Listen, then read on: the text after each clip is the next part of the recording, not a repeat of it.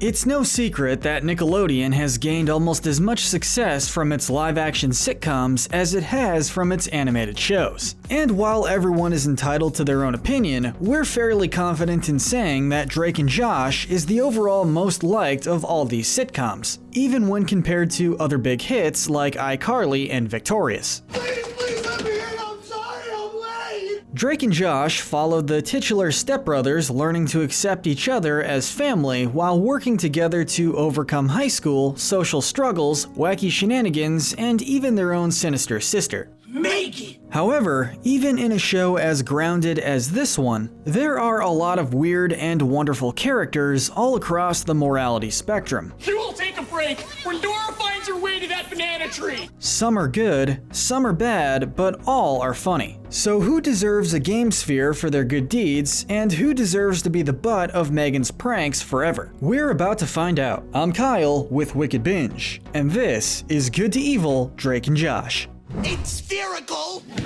Spherical! We're gonna preface this list by saying we'll be including some additional characters from the television movies. Which brings us to our pick for the most good character, Mary Alice. I want my family to have the best Christmas ever. The little girl from Merry Christmas, Drake and Josh. When the duo are at risk of serious jail time, their only way out of it is to give a foster family the best Christmas ever. Gentlemen, you are facing years and years and years in prison. And in the middle of this dysfunctional family is Mary Alice, the youngest of the kids who only desires for her family to have a good Christmas and to finally see snow. You've seen real snow?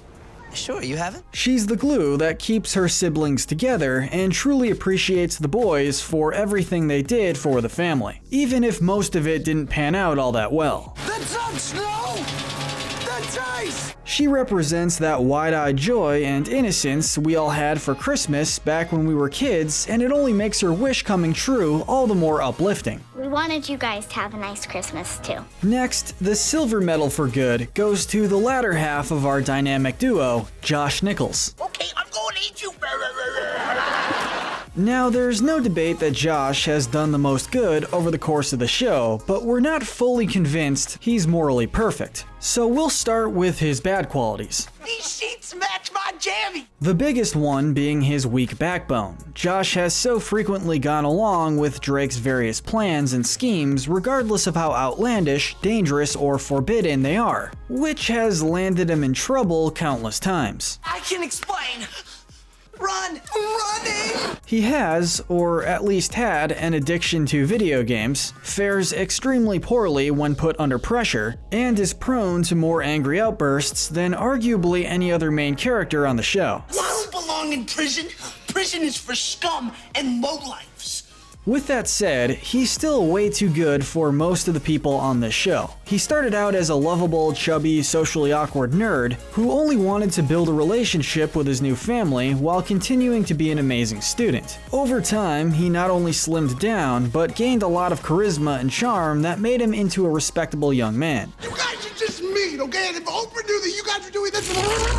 It's just too bad that he's continued to be the butt of the joke for Drake, Helen, and especially Megan. I just want peace! Still, I don't think anyone would deny that he earned his assistant manager position at the premiere after being overlooked for so long, along with his loving, if occasionally competitive relationship with Mindy. You just like to beat me at everything, all right? It gives you some kind of cheap thrill, always has. And for all the unnecessary problems that Drake has put him through, it's obvious that the guy will do just about anything to help him or keep him out of trouble. Since you are such an awesome brother, I'm gonna help you get back at Megan. What can we say? He loves his brother. Josh is a kind soul, and almost purely good. Hug me, brother! Moving on, we're gonna go ahead and throw in Craig and Eric. This is an outrage. Come on, Craig, we are outing. Known both in and out of universe as the two nerds, And the alternate ending to episode 21 where Spodnik dies. these two are very rarely seen without each other and seem to be good friends with Josh. They're good by nature, and everyone around them seems to either like or at least tolerate them. They have been the target of Drake's manipulation from time to time, but even once they realize they've been duped, they still stick around to help out. Like the time they agreed to watch Josh's delusional veteran great-grandmother grandfather so the brothers and Megan could go to the grand opening of a roller coaster. General Patton, sir. It's Sergeant Nichols. I've just been captured by 2 German nerds. The only negative thing we can say about either of them, which is also the reason why Eric is a tad bit lower on the morality scale, is the episode Eric Punches Drake, where Eric accidentally slugs Drake. Rumors are spread, and Eric ultimately gets in with the popular crowd. Sorry I had to teach you a lesson the other day. Not only does Eric go along with it and confirm these rumors, but he also abandons Craig, his best friend. He's forgotten that I am the one who's been his best friend since we were 7 years old. He does come clean with it by the end of the episode, but that's still a pretty low moment for an overall nice guy. I was just showing Craig that this kung fu move called the Fist of Silence. Okay, this might be a slightly controversial take, but Premier Theater Manager Helen is up next. If you mess this up, I will thump you like a melon. You follow me? Sure, Helen can be a bit hot-headed, and she very rarely shows any respect for Josh, despite him being her most valuable employee. But that's really all that we can say that's bad about her. Go mop the lobby, some husky kid got sick.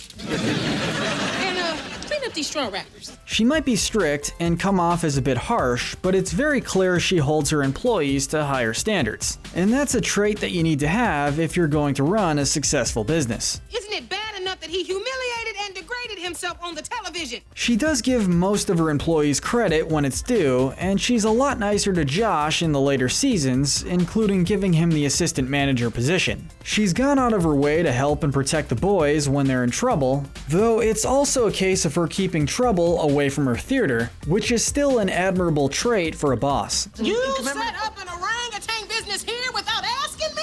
Working for Helen might not always be uplifting, but it's certainly never boring. Next, we're gonna spotlight the parents/step-parents, Walter Nichols and Audrey Parker. We're getting married!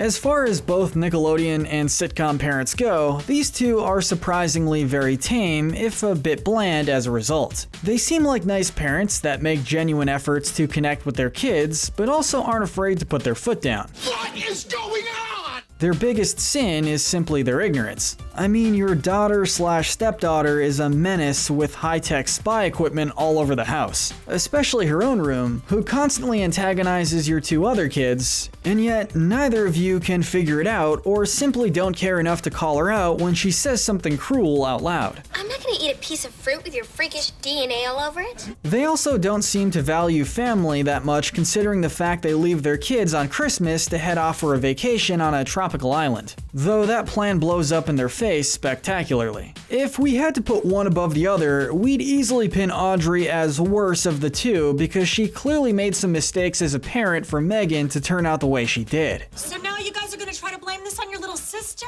It's also pretty easy to feel sympathy for Walter since his stepkids don't seem to respect him enough and is constantly belittled by others for being a bad weatherman. Poor guy can never seem to catch a break.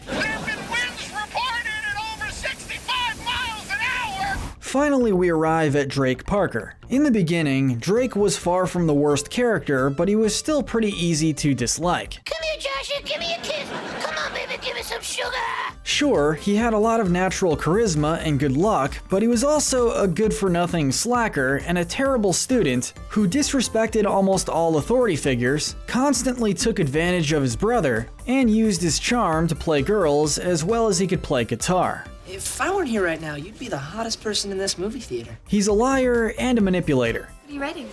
Oh, nothing, just a poem. His biggest offenses by far include impersonating a doctor and paging Dr. Drake, and trying to break Josh out of federal prison in Merry Christmas, Drake and Josh. But as time went on, while Josh picked up some of Drake's cool and collected mannerisms, Are you sure you're okay with this?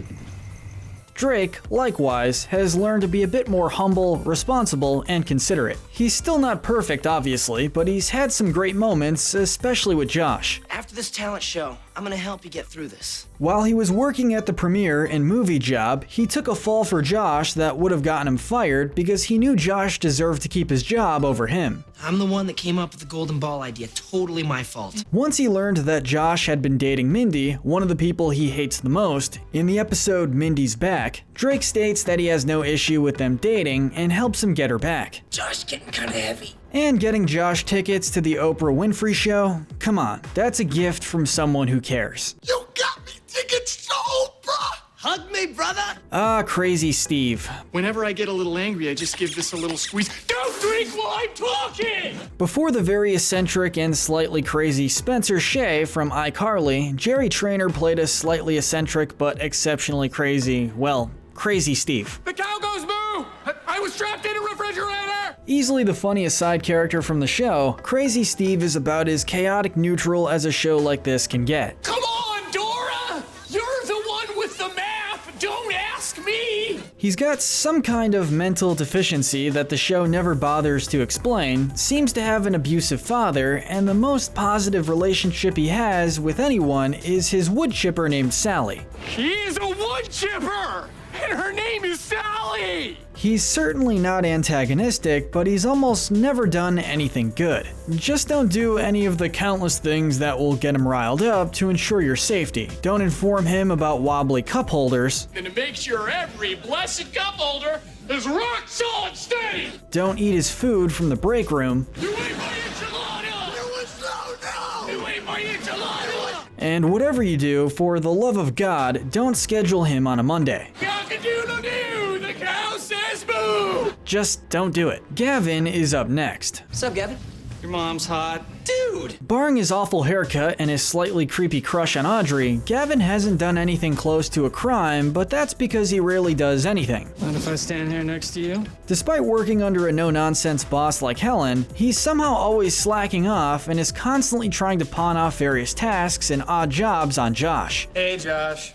Helen wants you to go down to the basement and empty the rat traps. But that's okay because he's got it. I got it. It's running gags like this that made Drake and Josh so strange yet so fun to watch. We're starting to move in on the bad territory, starting off with Mindy Crenshaw. Well, I am here to resume my schoolwork and to more importantly beat Josh in the science fair again. There wasn't too much to know about Mindy from the start. She was an excellent student, which made her both a rival to Josh's brains and an enemy to Drake. Hey, Josh. Hello, creature. Her debut episode, Honor Council, makes this crystal clear when she frames an elaborate revenge plan by parking Mrs. Hafer's car in the middle of her classroom, plants Drake's jacket in the trunk as evidence with the intent of getting him suspended, and acts as the attorney against Josh, who is Drake's defense, in class court. Drake obviously snuck out, pulled the prank, then snuck back in before Josh even knew he was gone. She did all this specifically because Mrs. Hafer's class was the only one that gave her a B, which broke her otherwise straight A's. How could you give me a B? I'm perfect, better than all of you. This one episode shows that she's manipulative, delusional that she's the best, and eager to humiliate the duo and get them in trouble. With that said, she's had some more appearances since then, and she's mellowed out a lot. You got this for me. I know how much you like sharks. They're my favorite ocean predators. At worst, she gets into minor gripes with Drake and gets competitive with Josh. And in that case, it's usually Josh that takes it too far. At her best, she's a surprisingly thoughtful and supportive girlfriend to Josh who clearly enjoys spending time with him, up to getting a job at the premiere just so they could work together. I took it because I wanted to spend more time with you. It really is just that first episode that sinks her this low, but at least she's gotten a lot better. For the last of our main family members, we have Megan Parker. Megan is the closest thing this series has to a main antagonist. I got a snake. There are a handful of characters that are nastier than her, but she's always sticking around, always creating problems, and never letting up on her poor brothers. She's planted spy equipment and cameras all over the house that allow her to monitor everybody and constantly keep one step ahead of the boys. What do you think this button does?